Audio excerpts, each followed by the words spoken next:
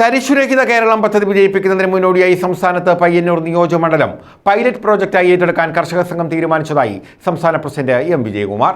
കർഷക സംഘം കൊല്ലം ജില്ലാ കൺവെൻഷൻ ഉദ്ഘാടനം ചെയ്യുകയായിരുന്നു അദ്ദേഹം. എല്ലാ നിയോജകമണ്ഡലങ്ങളിലും ഒരു പഞ്ചായത്ത് ഏറ്റെടുത്ത് തരിശു സ്ഥലങ്ങളിൽ കൃഷി നടത്തുമെന്നും വിജയകുമാർ പറഞ്ഞു.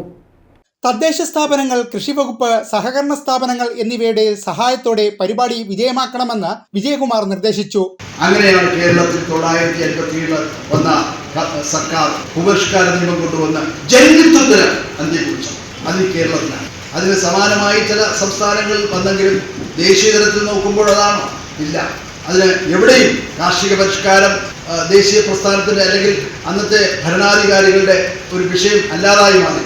കൃഷിയിൽ തന്നെ പുതിയ അതിന് വളർച്ചയുണ്ടായിട്ടുണ്ട്, ഇല്ലെന്ന് പറയുന്നില്ല, അല്ലേ? ജന്മിത്വം അല്ലെങ്കിൽ ഫ്യൂഡൽ ജന്മി വ്യവസ്ഥ, അതിൽ നിന്ന് കാർഷിക മുതലാളിത്തത്തിലേക്കാണ് നമ്മുടെ രാജ്യം മാറിയതെന്ന് നമ്മൾ മനസ്സിലാക്കണം.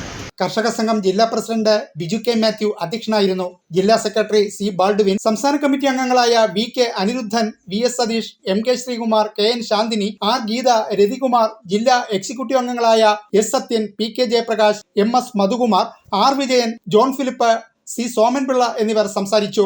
അതിൽ നിന്ന് വ്യത്യസ്തമാണ് കേരളം എന്നത് നമ്മൾ തിരിച്ചറിയണം. ഇപ്പോൾ ജന്മിത്വം ഇല്ലാതാക്കി അവസാനിപ്പിച്ച ഒരു സംസ്ഥാനം എന്ന നിലയിൽ ഇന്ന് കേരളത്തിലെ നമ്മുടെ പ്രസ്ഥാനം ഏറ്റെടുക്കേണ്ടത് എന്താ? ദേശീയ മുദ്രാവാക്യം എന്ന നിലയിലല്ല, കേരളത്തിൻ്റെതായ ഒരു കാർഷിക വികസന കാഴ്ചപ്പാട് നമ്മൾ മുന്നോട്ട് വയ്ക്കണം. ന്യൂസ് ബ്യൂറോ, കൊല്ലം.